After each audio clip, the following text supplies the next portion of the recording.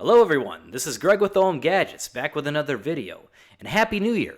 This is my first video of 2017, and I want to kick things off with a highly anticipated review.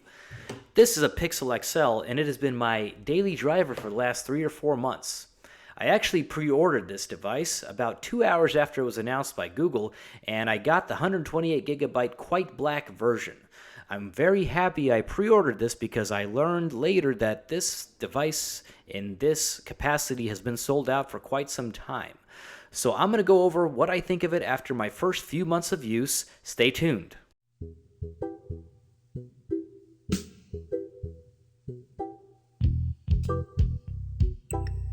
So from a physical device perspective, the phone does seem a bit boring. While the unibody aluminum design with the glass portion on the upper back does give it a premium flagship level quality build, the look of the phone just does not stand out when compared to something like a Samsung Galaxy S7. On top of the rather lackluster look, the feel and hand of the device just doesn't seem right. It is very hard to explain, and it just may be my hands, but one of the things I was looking forward to when moving from a Nexus 6P to the next Pixel XL was the 0.2-inch screen size reduction, which I thought would improve the feel and hand. Unfortunately, I can say that the Pixel XL feels almost just as awkward to hold as the Nexus 6P did. The slippery aluminum surface combined with the large size of the phone makes it prone to drops, which made me put on this D-brand skin shortly after getting this phone. While it did improve the grippiness of the phone, it is still not something I would ever call a good fit in the hand. While there is the option to buy the smaller Pixel, which would certainly help with the in-hand feel, there are some compromises to the battery size and screen resolution that I was not willing to make. As far as durability goes, I have dropped the phone maybe 4 or 5 times, but those all happened after I put on the D-brand skin, so I cannot really comment on how easily the phone can scratch or ding up. If I had to guess, I would say as long as you find a way to cover up the glass portion of the phone's back, it can take a normal drop just fine. Now moving on to the Pixel XL's biggest offense, I will definitely say there is too much bezel on this phone. I mean, look at the bottom. What is going on there? Just a big chunk of unused space. I will say right now, they could have easily fit a front-firing speaker in this space. Definitely not feeling that, Google. You gotta step it up in the design department for next year's Pixel. If you want us to pay iPhone level prices for your phones, we want something sexier than the iPhone, not a phone that looks like it was inspired by one. I will say the only redeeming quality in the physical design is the placement of the fingerprint sensor. It works very well, and I personally like it when it gets placed on the phone's rear because it feels more natural to me when using it. It is also worth noting that yes, moving away from the dual front-facing speakers is a downgrade from the Nexus 6P, but I think the single bottom-firing speaker on the Pixel XL gets sufficiently loud and is more than satisfactory for its intended purpose. Now thankfully, the physical design of the phone is where all my gripes end. As far as features, performance, and daily use goes, this phone just feels so complete. It seems like Google has just taken every aspect of the user experience and carefully crafted it to perfection. This is my 10th or so Android phone, and this right now is the first phone I've ever owned from Android where I didn't want to flash a custom ROM. Now that is saying a lot. So smartphone displays are never the first thing that I get excited about when getting a new phone, but I can safely say that the display on the Pixel XL is far from disappointing. It's a Quad HD 5.5-inch AMOLED panel, it gets plenty bright in outdoor settings and decently dim in the dark. All in all, the display here is solid and there's really nothing to complain over. The Quad HD resolution isn't really noticeably sharper when comparing with a 1080p display side by side, but as soon as you pop the Pixel XL into the compatible Daydream VR headset, which you also received if you pre-ordered the phone from Google, you will immediately notice an advantage in the sharpness of the VR content. Moving on to the camera, the Pixel has taken the poor reputation of the previous Nexus cameras and has thrown that out completely. At the time of its announcement, Google stated that DxOMark had given the Pixel and Pixel XL the highest score ever on a smartphone, which really shook things up in this space. The 12 megapixels, sized at 1.55 microns per pixel, work in conjunction to make this an absolute beast in low light performance. Combine that with Google's software tricks with HDR processing, you have a camera that is unmatched in its ability to properly expose complicated shots. Also gone are those ridiculous wait times after you take an HDR photo. Now the Pixel is able to rapid fire photos in HDR and all the processing takes place in the background. Nicely done. This is all done in a camera app that offers very little manual controls, which in my opinion is the best way to approach mobile photography. As far as video goes, it shoots up to 4K, which looks just as good as you can get on any smartphone, and then the software-based electronic video stabilization has produced some of the smoothest video I have ever seen on a phone. Don't let the absence of optical image stabilization be a concern here. The electronic stabilization does more than enough to make up for it. In addition to that, I'm constantly going to see live shows which get very loud, and the Pixel also does a serviceable job at recording audio in such cases.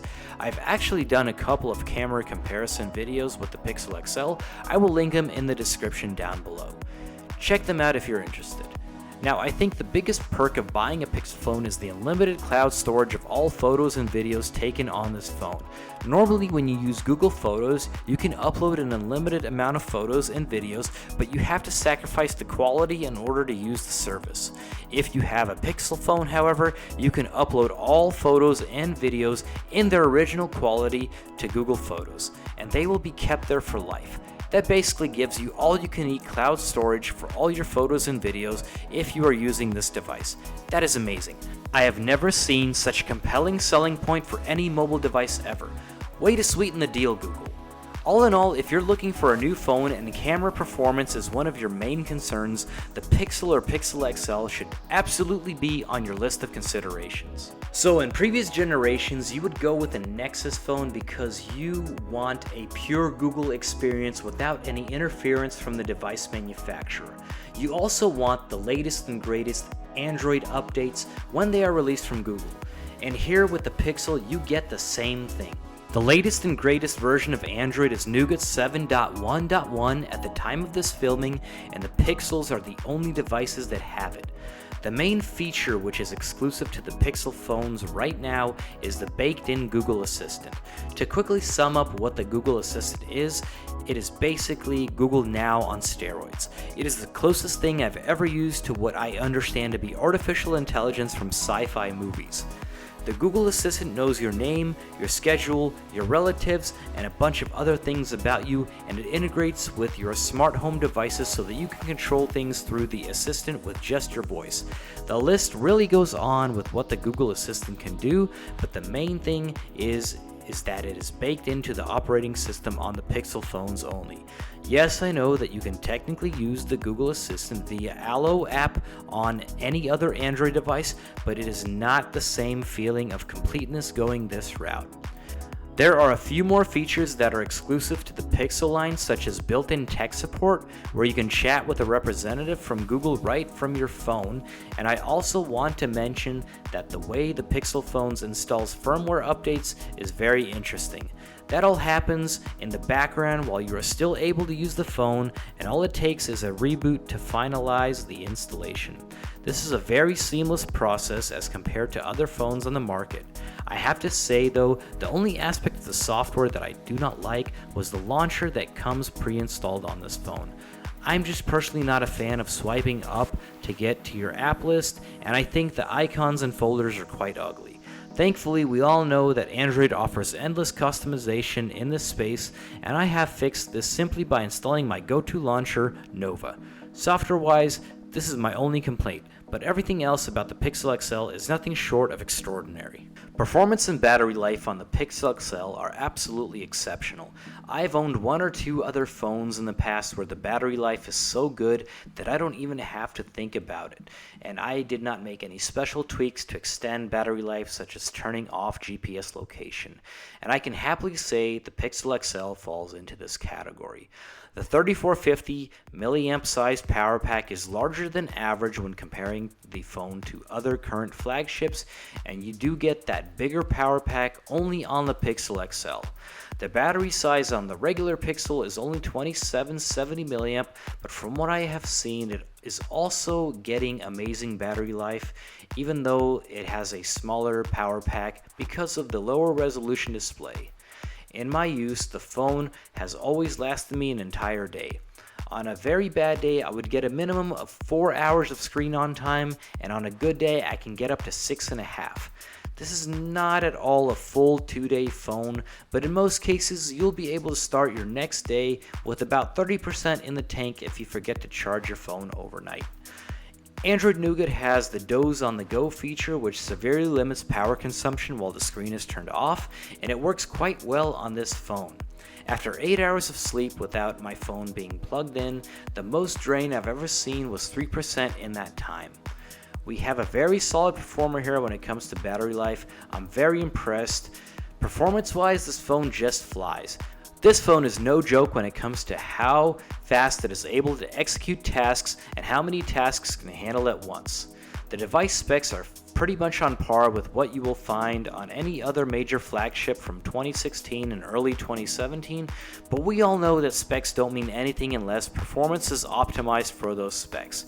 And here, Google optimized the Pixel phones to the max. Now, I have yet to see any smartphone that does not have the occasional app crash, which momentarily bogs down the device, and the Pixel XL is no exception, but other than that, it is the fastest feeling device I have ever used. Let me put something into perspective. Ever since my first Samsung device, I have always gone into developer options and set the animation scaling to 0 in order to make the phone feel faster and snappier. Well, I tried this with the Pixel XL, and not 30 minutes went by until I went back into developer options and changed the scaling back to 0.5. The phone just felt uncomfortably fast without the animation scaling. What I'm trying to say is there's nothing you can do within reason to slow down this phone. You can be playing a game, jump to Gmail to check a message, back to a quick phone call, snap a photo and send a Facebook message, and go back to your game all without any lag. This is the first Android device I've ever seen that is very comparable to the speed and snappiness of iOS, which is saying a lot, and even after owning this phone since November, it still feels just as snappy and fast as it did on day one. So where does that leave us? Well, if you ask me, I'm not a user who would let a lackluster physical design get in the way of recommending this phone to anyone out there. I can easily recommend this to any Android enthusiast and average consumer alike. The phone ticks all the right boxes for any type of user. If money is not an object in your smartphone purchase, this is the phone to get. Even if you are budget conscious, I would still highly recommend that you consider at least the regular Pixel at its base price. I guarantee it will not disappoint. This is Greg with OM Gadgets. Thanks for watching this video. If you own a Pixel or a Pixel XL, let me know what you think about it in the comments down below. I'm really interested to know what you think. If you want to follow me on Facebook to get an inside scoop, I'll leave a link in the description below as well. I'll see you in the next video. Thanks. Bye.